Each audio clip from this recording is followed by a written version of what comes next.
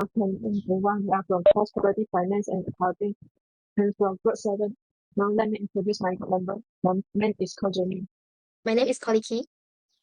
My name is Danshani. My name is Wei Wei. Today we would like to present and release data of Company M.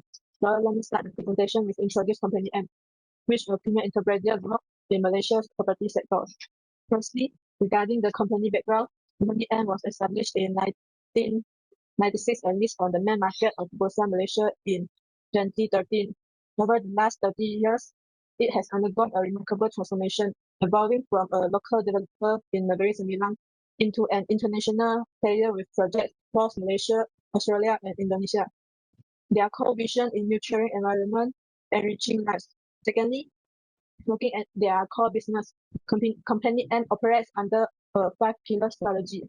Beyond their core in property development, specifically massive integrated township, the group has built a complete community ecosystem through construction, education, hospitality, and their latest venture into healthcare. This diversification not only serves their residents but also provides the group with the resilient recurring income streams. Finally, in terms of market position, Company M has consistently been ranked among the top 10 property developers in Malaysia.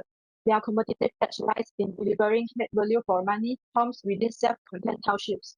With a reputation for solid financial management and consistent dividends, Company M is regarded by investors as a reliable blue chip candidate, defining modern township living rather than just constructing buildings. Let's to continue the presentation. Let's talk about the methodology.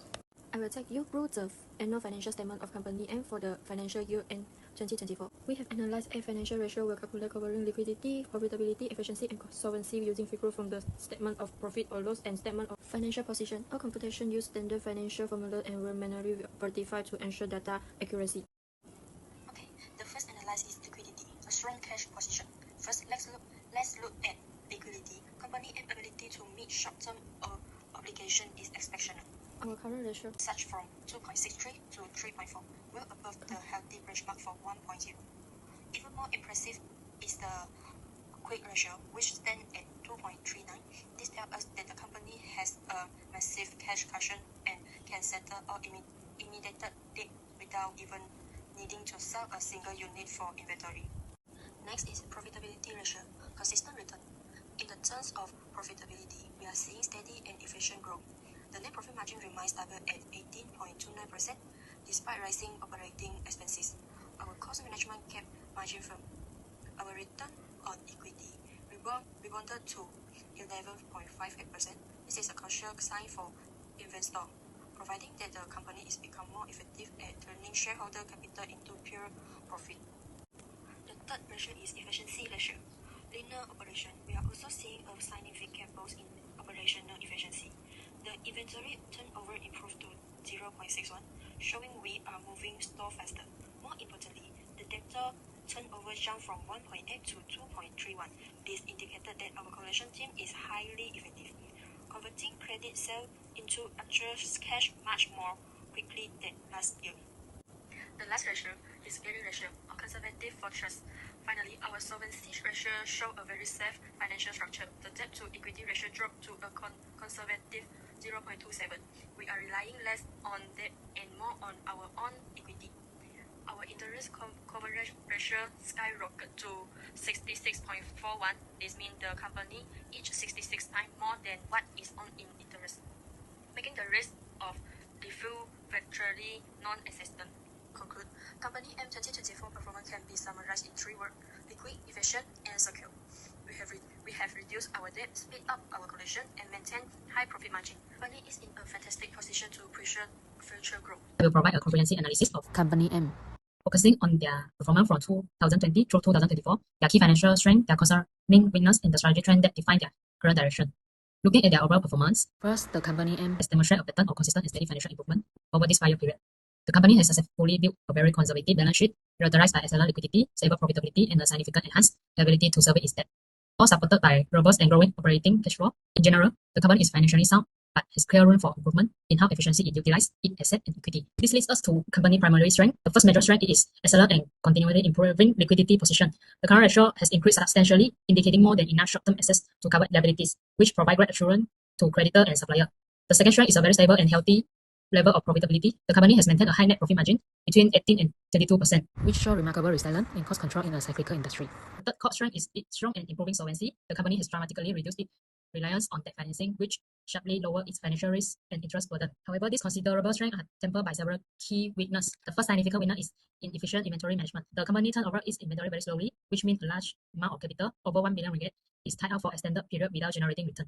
The second weakness is declining efficiency in receivable collection. Customers are taking longer to pay, which strain working capital and increase credit risk. The third and perhaps most critical weakness is a declining return on equity. Even as the company returns more profit and grow its equity, it is now generating proportionally higher return for its shareholder. Finally, the analysis of trend reveals the strategic path the company is on. The most prominent trend is the systematic strengthening financial stability, where both liquidity and solvency ratio show consistent improvement year after year. A second crucial trend is the growth in internal financing capacity. It's allowing the company to fund itself and pay down debt without depending on external lender. The third trend is stable but mature profitability, where margin remain high but show no sign of breakthrough growth. The fourth and more troubling trend is stagnant operational efficiency, where the problem with inventory and receivable have not seen meaningful improvement. In conclusion, the company M present a compelling test of strategy trade-off. The company performance is solid, its financial strength and formidable, and its strength show a deliberate march toward greater safety and independence. The critical question for its future is whether it can now leverage that formidable strength to address its operational shortcoming and reignite more robust value creation for its shareholder. That is my presentation. I will pass to my next member to continue the present. This session, I will compare the financial performance of Company M and Company G using liquidity, profitability, efficiency, and gearing ratio from 2020 to 2024. For liquidity, Company M current ratio show an increasing trend, meaning its ability to meet short-term obligation has improved. In contrast, Company G ratio declined and stayed close to 1.0, indicating higher liquidity risk. The quick ratio also shows that Company M has strong liquidity and can pay short-term debts without relying on inventory, while Company G ratio remained below 1.0, showing weaker cash position. For profitability, Company M maintained a high and stable net profit margin, reflecting good cost control. However, Company G margin is lower and more unstable, especially after 2022. Looking at return on equity, Company M recorded a higher ROE, but showed a declining trend due to increasing equity. Company G ROE remained low and unstable, showing weaker efficiency in generating return. For efficiency, Company M inventory turnover improved after 2022 as property sales recovered, while Company G turnover remained low, indicating slower sales. In debtor turnover, Company M collection weakened during COVID-19 but improved in later years, while Company G showed mixed and less consistent performance. For gearing, Company M debt to equity ratio declined steadily, showing reduced reliance on debt, while Company G continued to depend more on borrowing. Finally, Company M interest coverage ratio increased strongly, showing it can easily pay interest expenses, while Company G faces higher financial pressure. In conclusion, this report analyzed the financial performance of Company M from 2020 to 2024 using financial ratio. Overall, Company M shows strong financial health, stable profit, and low financial risk. Compared with Company G, Company M performed better in liquidity, profitability, and solvency.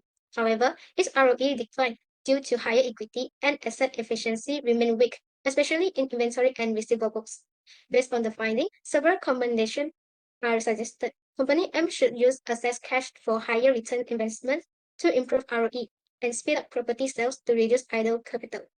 The company should also improve receivable collection, consider limited use of low-cost debt, and invest retained earning more effectively to support long-term growth. That's all from our group presentation. Thank you.